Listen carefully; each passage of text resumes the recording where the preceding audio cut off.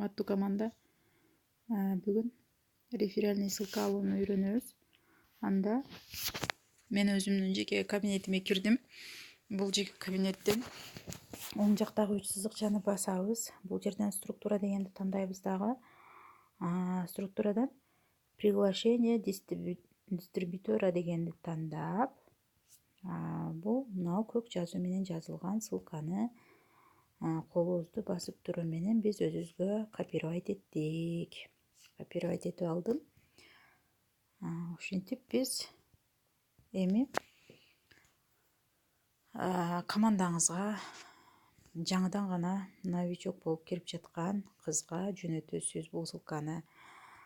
Жана командаңыздагы эң акыркы тиркелген кыздын же болбосо адамдын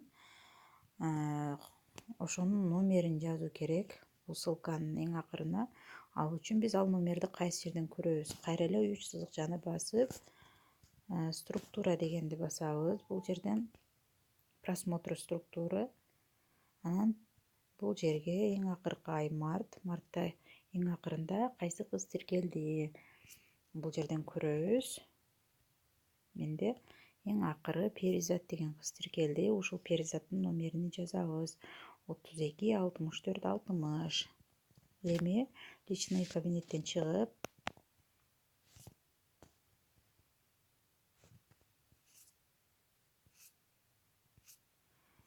эми мен жөнөтөм бул ссылканы. Вставить этем.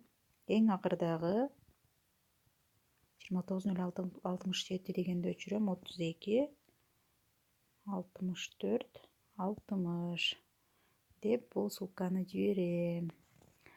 Эми сиз бул ссылка менен ошол жаңыдан гана тиркеле турган сиздин новичогуңуз ушул ссылка аркылуу регистрация боло алат.